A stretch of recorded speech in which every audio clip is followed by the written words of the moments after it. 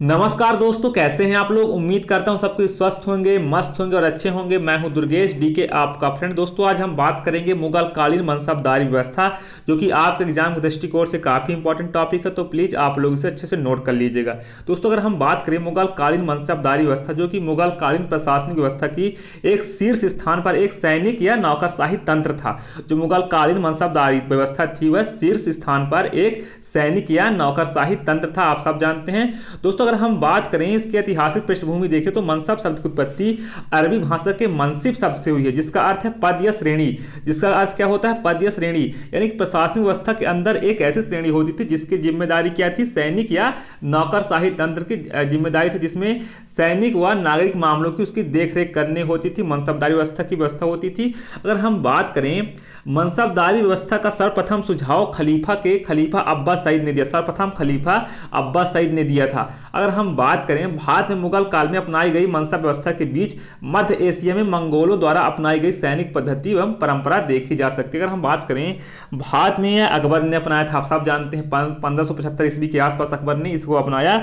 और इसमें अगर हम बात करें तो मध्य एशिया में पहले मंगोलों द्वारा अपनाई गई थी। किसके द्वारा? मंगोलों द्वारा अपनाई गई थी मनसबदारी व्यवस्था।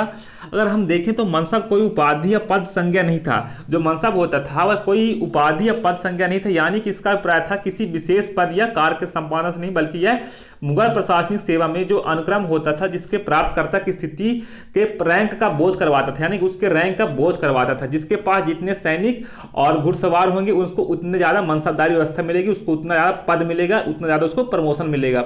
आप सब जानते ऐसी व्यवस्था थी, मनसबदारी व्यवस्था थी। तो आप सब जानते यानी कि इस प्रकार मनसब का अर्थ है पद या श्रेणी था, यानी ओहदा। उसके ओहदा के हिसाब से उसको दिया जाता था।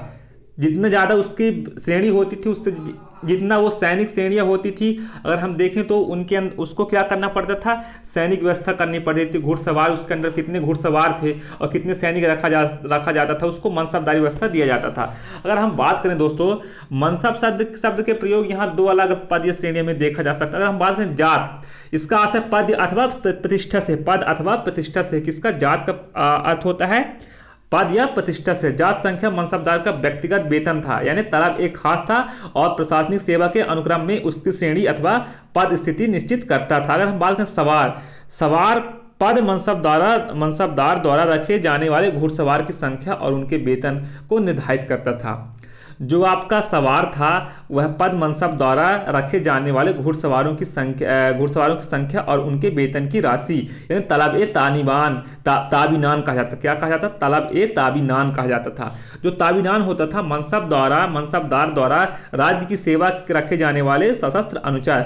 और तलब क्या होता है दोस्तों? वार्षिक वेतन दावे होते थे। और नगदी, यानी नगदी का अर्थ होता है नगद वेतन प्राप्त करने वाले मनसबदारी नगदी कहलाते थे। और मुकर्ररा तलब यानी होता बादशाह द्वारा स्वीकृत मनसबदार के दावे अथवा स्वीकृत वेतन मान। दोस्तों अगर हम बात करें मुसादत क्या होता था? कभी कभी विशेष अभियानों के समय सम्राट मनसबदारों की पेशगी देने के लिए आदेश दे दिया करता था कि उसे ही मसाइदत कहा जाता था। और जो आपका मुतालिबा होता था खजाने का दावा करता था। और तसीहा होता था आपका मनसबदार के दावे के लिए नवीनीकृत प्रमाण पत्र जो होता था। तसीहा यानी एक प्रमाण पत्र जारी करना, नया प्रमाण पत्र जारी करना। और मनसबदार खातों को निपटारा कौन करता था? मुहासिबा करता था। और मनसब आप सब जानते हैं दोस्तों, जो मनसबदारी व्यवस्था थी वह आपकी अनुवांशिक व्यवस्था नहीं थी, यानी नेपोटिज्म जैसा नहीं था उसका हाल। उसको एक योग्यता के आधार पर दिया जाता था। जो मनसबदारी व्यवस्था थी वह योग्यता के आधार पर दिया जाता था। कौन कितना योग्य है ये नहीं हम कह सकते अनुवांशिक, यानी पिता के बाद उसके पुत्र को मिले, ऐसा नहीं था। उसका जितना योग्य और उनको चेंज भी किया जा सकता था, आप ये भी जान लीजिए। दोस्तों ये था आपका मुगल कालीन मनसबदारी व्यवस्था। अगर हम बात करें तो कुछ किताबों में आपको 1966-67 मिलता है, लेकिन बहुत सारे प्रमाणिक पुस्तक ये बताते हैं अकबर अपने 19वें शासन वर्ष 1974-75 के आसपास मनसबदारी व्यवस्था लागू किया था। अगर हम बात करें जो प्रथम श्रेणी मनसबदार था वह जो अपने जात पद के बराबर सवार रखते थे, जो अपने जात पद के बराबर सवार रखते थे। और द्वितीय श्रेणी मनसबदार वो जो अपने जात पद से कुछ कम या आधे घुड़सवार सैनिक रखते थे। और तृतीय श्रेणी मनसबदार कौन थे? जो अपने जात पद के आधे से भी कम घुड़सवार सैनिक रखते थे। मनसबदारी व्यवस्था की श्रेणी में अगर हम बात करें तो अबुल फजल के अनुसार अकबर ने प्रारंभ में 10 घुड़सवारों से प्रारंभ कर 10,000 घुड़सवारों के बीच 66 श्रेणियां अथवा कोटियां निश्चित की, जो 100 तक 10 से गुणनफल के अनुसार ऊपर रखती थी और इसके बाद 50 और 100 के गुणनफल के अनुसार, लेकिन यह निश्चित नहीं कि 66 कोटियां प्रदान की जाती थी। दोस्तों ये था ऐसे मनसबदार के प्रकार, आप सब जानते हैं। 10 से 500 तक के मनसब धारण करने वालों को मनसबदार कहा जाता था।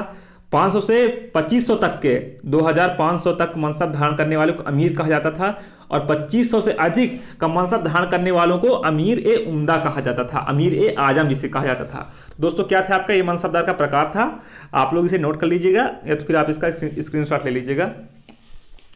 दोस्तों अगर हम बात करें, ये है आपका मासिक वेतन सारणी क्या था, महान जागीर व्यवस्था थी। आप सब जानते हैं अमीर लाहौरी के अनुसार जो आपकी ससमाहा जागीर थी, आपका जो ससमाहा जागीर, सिसमाहा जागीर, ऐसी जागीर जिनसे वास्तविक राजस्व वसूली जमा की आदि 50% हो, और आपका समाहा सिमाहा जागीर ऐसी जागीर जिनसे वास्तविक राजस्व वसूली जमा 1/4 यानी 25% हो।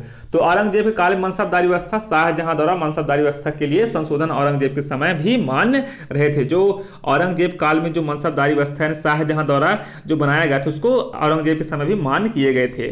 दोस्तों आप लोग इसे अच्छे से नोट कर लीजिएगा। अगर हम बात करें, ये आपका मनसबदारी व्यवस्था था, आप एग्जाम के दृष्टिकोण से काफ़ी इंपॉर्टेंट है। फिर हम आपको किसी दिन जागीरदारी व्यवस्था भी बताएंगे मुगल कालीन में। ये आरपीएससी सेकंड ग्रेड का सामाजिक विज्ञान इतिहास विषय का परीक्षा विशेषांक है, पप्पू सिंह प्रजापत सर का है, तो उन्हीं के श्रेय जाता है इसका नोट बनाने का। तो आप लोग इसे देख पाएंगे, अच्छी नोट्स बनाए हैं ये, तो हमने सोचा इसको आपके सामने रखा जाए। मनसबदारी व्यवस्था आप लोग समझ गए होंगे, आप सब पहले से इतिहास पढ़े, आप सब जानते हैं, लेकिन एक कहने का अलग ही वो रहता है, लेकिन आप लोग इसे नोट कर लिए होंगे। मनसबदारी व्यवस्था काफ़ी अच्छा है, आप लोग इसे अच्छे से नोट कर लीजिएगा। दोस्तों मैं उम्मीद करता हूँ वीडियो आपको पसंद आई होगी, ना भी आई होगी तो एक फ्रेंड के नाते कर लीजिएगा, अभी नए नए हम आपको बता रहे हैं, तो आप लोग इसे अच्छे से बाकी सारी बातों इग्नोर कर दीजिएगा, लेकिन आप कमेंट बॉक्स में अपनी राय जरूर दीजिएगा। धन्यवाद दोस्तों, उम्मीद करता हूँ वीडियो आपको पसंद आई होगी। Thank you so much.